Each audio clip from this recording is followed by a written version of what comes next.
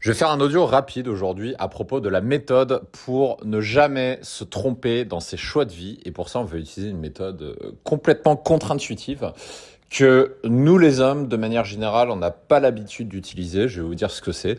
Et je vais vous dire pourquoi cette méthode-là m'a systématiquement permis de faire les meilleurs choix de vie lorsque j'avais des choix à faire. Et pourquoi ça marche aussi bien. Pour vous expliquer cette méthode, je vais revenir à un de mes films préférés que vous connaissez peut-être. Non, c'est pas Star Wars, avant que vous le dites, parce qu'à chaque fois, vous allez croire que je regarde que Star Wars comme film. C'est Matrix. Matrix, c'est une trilogie que j'adore, c'est un univers que j'adore. Je trouve que c'est un film d'une énorme profondeur, scénaristiquement, en termes d'univers, etc. Et il y a un passage, notamment dans le film de Matrix, qui, je sais plus dans lequel c'est, je crois que c'est dans le 2, c'est dans Matrix Reloaded.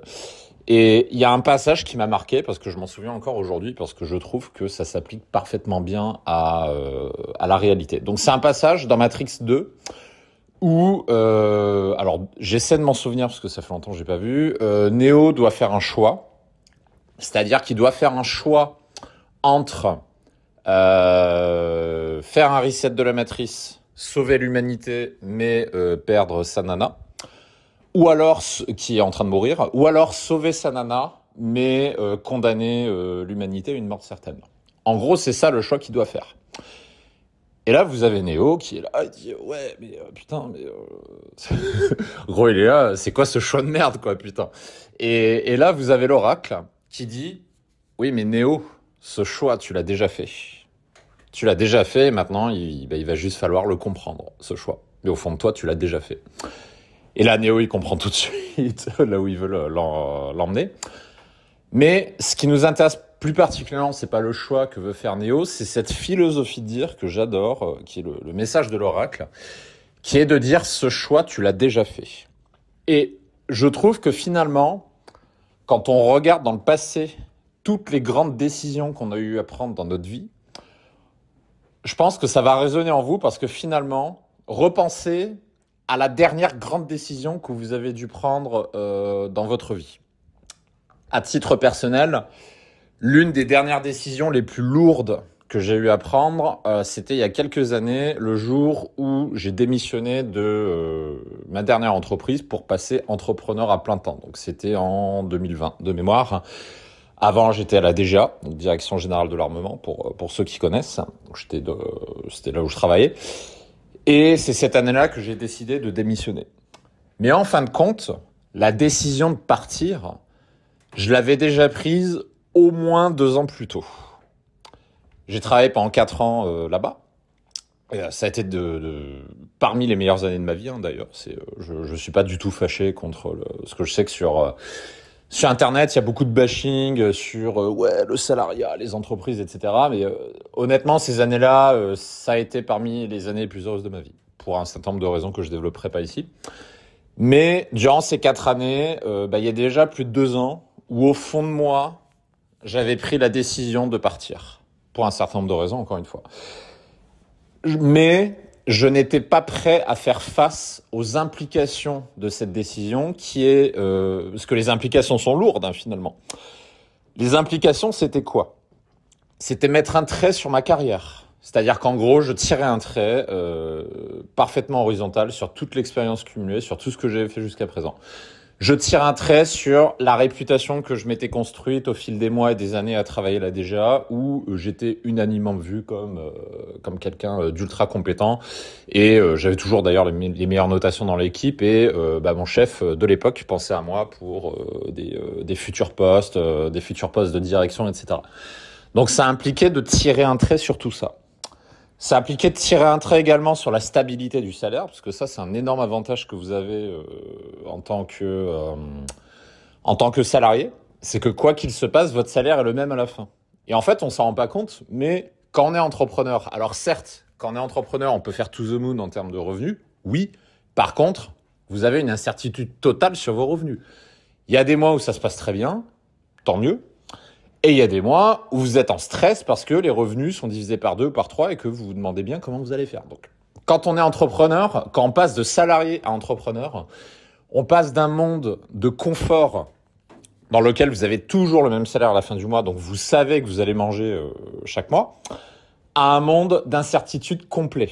Avec toutes les merdes qui arrivent derrière, c'est-à-dire l'État qui va vous voler 70% de vos revenus, tous les problèmes qu'il va y avoir, les problèmes techniques, les problèmes de management, faut gérer des gens toute la journée, etc., etc.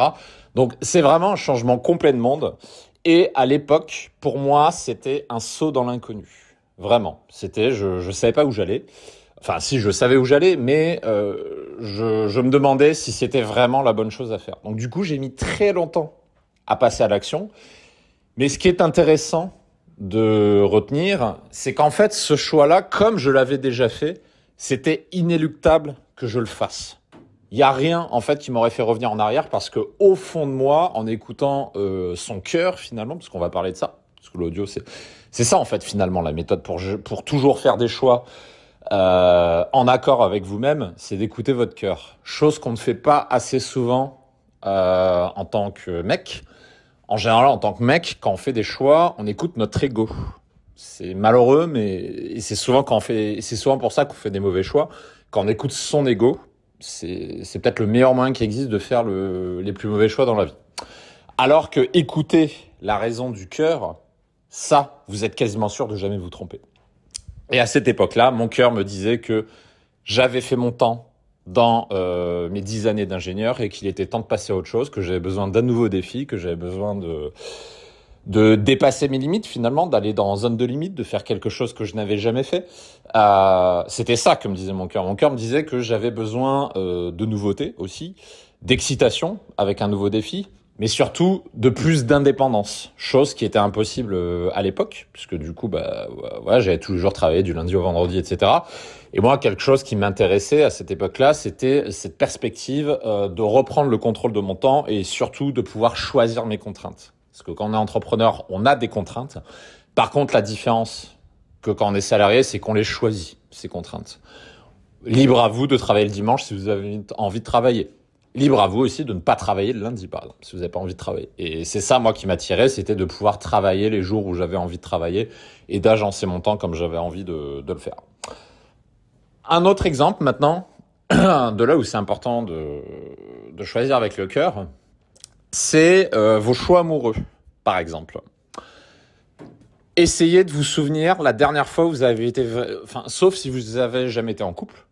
C'est peut-être le cas d'une partie d'entre vous, parce que je sais que vous êtes très nombreux à être arrivés sur ce canal par DDP.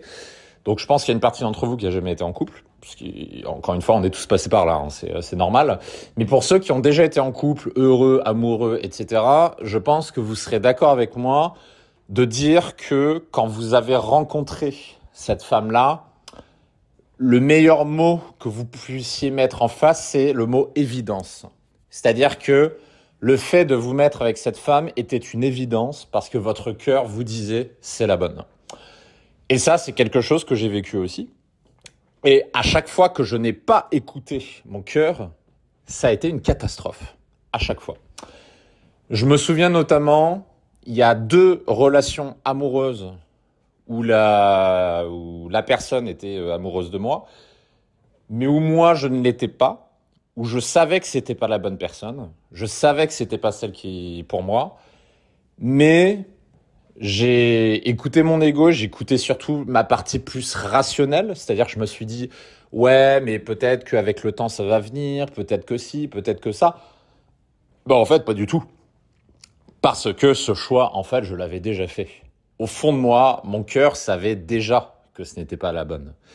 Et alors, après, on peut parler du biais de confirmation. Les plus intelligents parmi vous qui écoutent cet audio, vous allez dire « Ouais, mais si tu penses que dès le départ, c'est pas la bonne, bah du coup, biais de confirmation, tu vas renforcer la croyance que c'est pas la bonne. » Oui, ça pourrait être le cas, mais pour les relations amoureuses, j'y crois pas du tout. Les relations amoureuses, quand on est amoureux de quelqu'un, on ne choisit pas de tomber amoureux. Comme disait je sais plus qui dans le game, attraction is not a choice. L'attraction n'est pas un choix. On ne choisit pas d'être attiré par quelqu'un ou pas. C'est comme ça, c'est le choix du cœur. Et à chaque fois que je me suis lancé dans des relations où je savais pertinemment que c'était pas la bonne, ça s'est systématiquement mal fini.